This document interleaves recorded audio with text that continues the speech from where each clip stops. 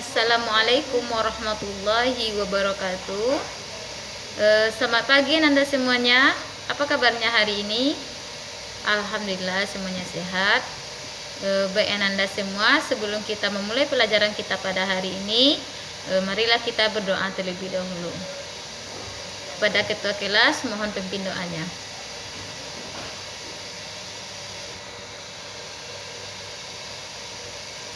Baik Anda, sebelum kita memulai pembelajaran, Ibu akan ambil absen terlebih dahulu. Yang hadir, tolong angkat tangan dan bilang hadir ya Nanda. Ratna, Siska, Ilham, Hanifah. Alhamdulillah semuanya hadir ya Nanda, tidak ada yang libur ataupun sakit ya. Alhamdulillah. Baik Anda semuanya, sebelum kita memulai pembelajaran, sebaiknya Anda lihat samping kiri, kanan, depan, belakangnya terlebih dahulu. Jika ada sampah, mohon dibuang, dan meja serta kursinya silakan diluruskan agar nanti pas pembelajaran terasa nyaman. Baik Anda semuanya, terima kasih atas partisipasinya. Sebelum kita memasuki pembelajaran, Ibu mau tanya dulu. Siapa yang masih ingat materi kita yang minggu kemarin? Ya Siska, silakan. Ya, materi kita minggu kemarin itu tentang sholat. Siapa yang masih ingat apa itu sholat? Ya, secara bahasa dulu.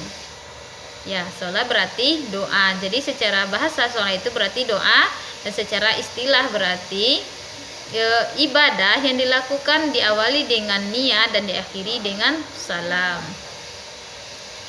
Selanjutnya, siapa yang bisa berikan 3 macam syarat-syarat sholat? Ya, jadi syarat-syarat sholat itu yang pertama itu beragama Islam, yang kedua balik dan berakal, yang ketiga itu menutup aurat. Baik, Ibu mau tanya, siapa yang masih ingat itu rukun-rukun sholat? Yang pertama itu niat, yang kedua takbiratul ihram, dan diakhiri sampai tertib. Adapun hal-hal yang membatalkan sholat, siapa yang bisa? Ya Hanifah silakan. Ya 3 aja. Ya, yang pertama itu terbuka auratnya, yang kedua berhadas, yang ketiga itu berkata-kata dalam sholat. Ya bagus. Baik Menanda semua, Ibu harap Menanda tetap mempelajari materi kemarin. Sekarang materi kita yaitu tentang mani, mazi, haid, nifas, dan istihadah. Baik, sebelum memulai pembelajaran, perlu Ananda ketahui bahwa tujuan kita mempelajari materi ini supaya Ananda mengetahui apa itu mani, mazi, haid, nifas, dan istihadah, dan Ananda mampu membedakan antara mani dan mazi, antara darah haid, nifas, dan darah istihadah. Baik, mohon perhatiannya Nanda. Kita akan bahas satu persatu tentang materi kita hari ini. Pertama itu tentang mani. Mani secara bahasa berarti memancar. Mani adalah cairan berwarna putih yang keluar dari organ kelamin laki-laki. Biasanya keluar cairan ini diiringi dengan syahwat dan menyebabkan tubuh menjadi lemas. Jadi mani ini cirinya cairannya berwarna putih, biasanya itu ada pada laki-laki, tidak pada perempuan, dan keluarnya itu dibarengi dengan syahwat. Mani ini dapat keluar dalam keadaan sadar, yaitu ketika berhubungan suami istri atau jima, dan ataupun dalam keadaan tidak sadar, yaitu ketika sedang mimpi basah. Keluarnya mani ini menyebabkan seseorang harus mandi wajib, sebagaimana telah disebutkan dari Abi Sa'id Al-Khudri radhiyallahu anhu berkata bahwa Rasulullah Shallallahu alaihi wasallam bersabda, sesungguhnya air itu kewajiban mandi dari sebab air itu keluarnya sperma. Hadis riwayat Bukhari dan Muslim. Jadi apabila keluarnya mani dari seorang laki-laki, maka ia harus mandi wajib. Kedua itu mazi. Mazi adalah air yang keluar dari organ kelamin baik pria ataupun wanita. Adapun cirinya itu bening dan lengket. Keluarnya air ini disebabkan syahwat yang muncul ketika seseorang membayangkan atau menghayalkan jima, itu hubungan suami dan istri. Jadi hukum mazi adalah najis dan dapat membatalkan wudhu dan tidak wajib mandi. Beda dengan mani tadi. Kalau mani itu harus wajib mandi. Kalau sedangkan mazi ini tidak harus mandi wajib. Yang ketiga itu tentang haid. Menurut bahasa, haid berarti sesuatu yang mengalir. Sedangkan menurut istilah syara ialah darah yang terjadi pada wanita secara alami, bukan karena sebab dan pada waktu tertentu. Jadi haid ini adalah darah yang keluar dari tubuh wanita secara alamiah, bukan karena suatu sebab tertentu, karena kecelakaan ataupun karena melahirkan. Jadi haid ini terjadi secara alamiah. Adapun ciri dari darah haid itu berwarna hitam pekat dan berbau tidak sedap, seperti berbau anyir. Ketika terjadinya haid pada seorang wanita, maka seorang wajib baginya untuk mandi wajib setelah berakhir masa haidnya. Serta diharamkan bagi wanita selama haid untuk melakukan sholat, baik sholat fardu maupun sholat sunat, puasa, menyentuh dan membaca Al-Quran, memasuki masjid, dikhawatirkan ada darah yang mengotori masjid, tawaf di Baitullah, jima, dan ditalak.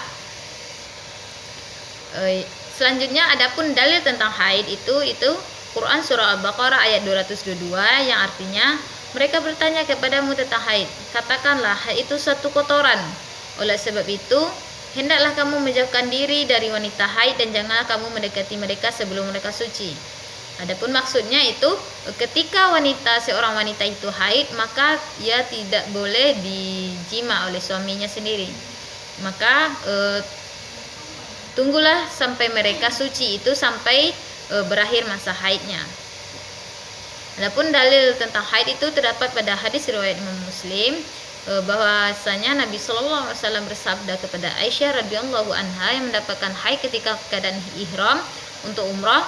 Nabi bersabda, lakukanlah apa yang dilakukan jamaah haji, hanya saja jangan melakukan tawaf sebelum kamu suci. Aisyah berkata, setelah masuk hari raya kurban barulah aku suci.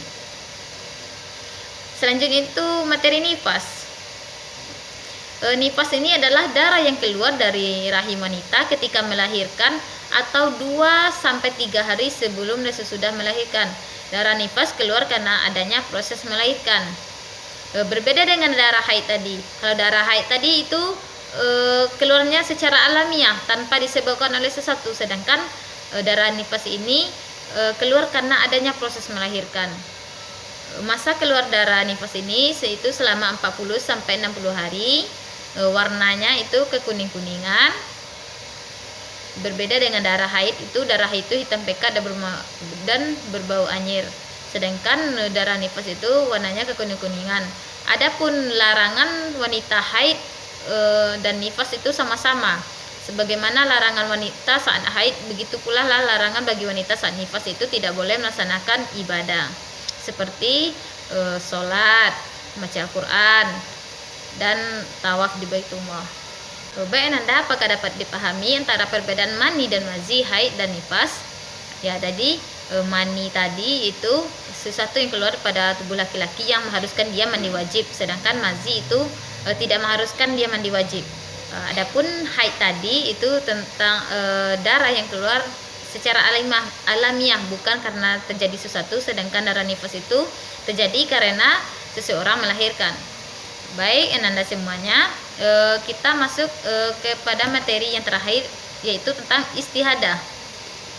Jadi dalam bahasa Arab, istihadah adalah masdar dari kata ustuhida, dan orang yang mengalaminya disebut mustahadah, yang artinya darah yang keluar dari bawah rahim perempuan tidak pada waktu haid ataupun pada waktu nifas. Jadi istihadah ini adalah darah yang keluar tidak pada masa haid dan tidak pada masa nifas. Adapun secara etimologi, istihadah berarti berhenti mengalir. Sedangkan menurut terminologi syara, istihadah adalah darah yang keluar dari kemaluan wanita karena adanya suatu penyakit di luar masalah haid dan nifas. Salah satu cirinya istihadah ya, tidak berbau anyir. Berbeda dengan darah haid dan darah nifas tadi, itu berbau anyir. Maka setiap darah yang datang lebih lama dari masa haid atau kurang dari masanya yang paling singkat, atau darah yang mengalir sebelum usia haid seperti umur 9 tahun, maka darah tersebut adalah darah istihadah. Dapat dipahami Nanda? Ya, lanjut. Adapun di sini terdapat 3 kondisi wanita istihadah. 3, yang pertama itu istihadah terjadi dalam rentang masa haid, telah diketahui secara jelas sebelum terjadinya istihadah. Dalam kondisi seperti ini, hendaklah seorang wanita itu berpedoman kepada jadwal haidnya yang telah diketahui sebelumnya. Maka pada saat itu dihitung sebagai haid dan berlaku baginya hukum-hukum haid. Adapun selain masa tersebut merupakan istihadah yang berlaku baginya hukum-hukum istihadah. Yang kedua itu darah terus keluar sementara si wanita tidak mengetahui siklus haid yang rutin.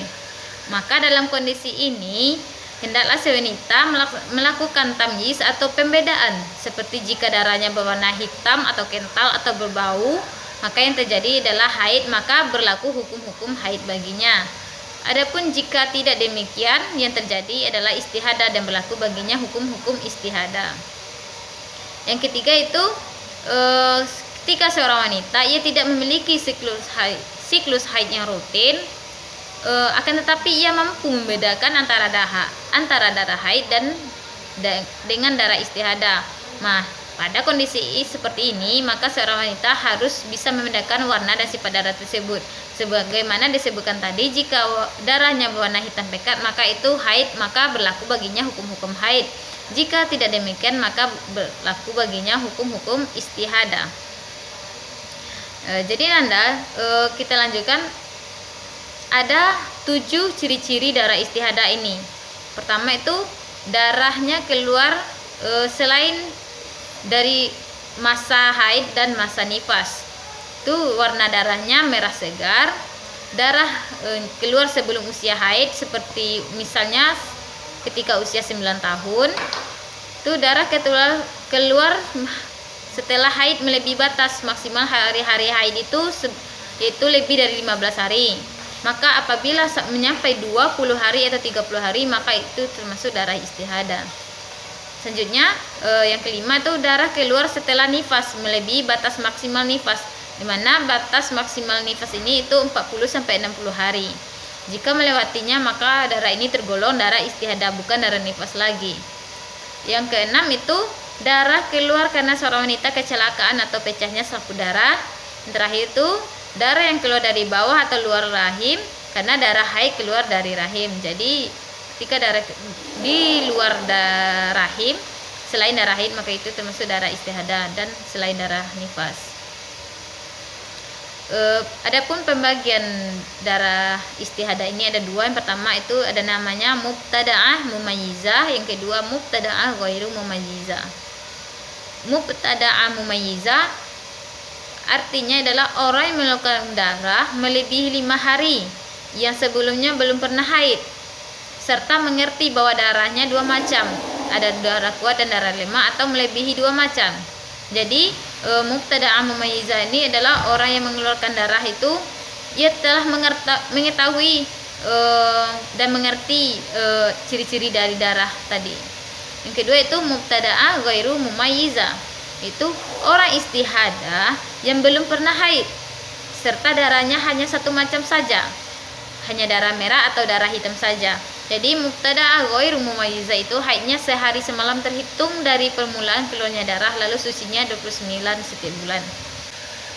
Selanjutnya penyebab istihadah. Penyebab terjadinya istihadah paling sering adalah gangguan psikis atau kejiwaan seperti stres, merupakan psikis yang sering dihadapi dalam kehidupan sehari-hari, baik urusan pekerjaan, rumah tangga dan sebagainya. Jadi salah satu faktor darah istihadah keluar itu adalah karena faktor stres. Karena darah istihadah ini merupakan darah penyakit. Hukum wanita istihadah. Wanita istihadah ini dihukumi sama seperti wanita suci, sehingga berbeda dengan wanita haid atau nifas. Ketika wanita haid dan nifas, ia dianggap kotor atau tidak suci.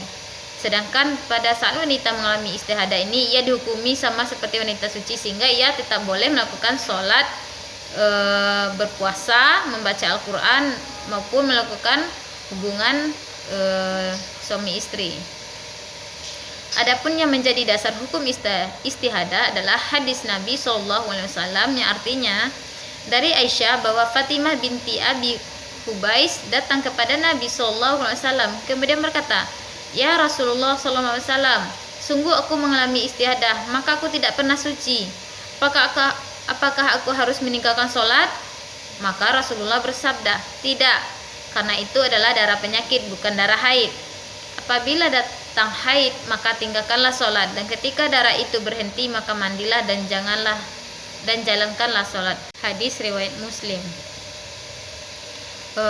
Adapun hukum yang berlaku bagi para wanita istihadah tidak berbeda dengan hukum wanita suci, hanya saja mereka menaruh perhatian yang lebih pada masalah yang pertama, itu bagi wanita yang menjalani istihadah, setiap hendak melaksanakan sholat wajib melakukan wudhu. Ini berbeda dengan wanita yang suci, maksudnya wanita yang tidak mengalami istihadah. Ketika kita tidak mengalami istihadah, apabila kita berwudhu, jika wudhu kita tidak batal, maka kita masih bisa melaksanakan sholat berikutnya. Berbeda dengan wanita istihadah, ya maka wudhunya berlaku hanya untuk satu kali sholat.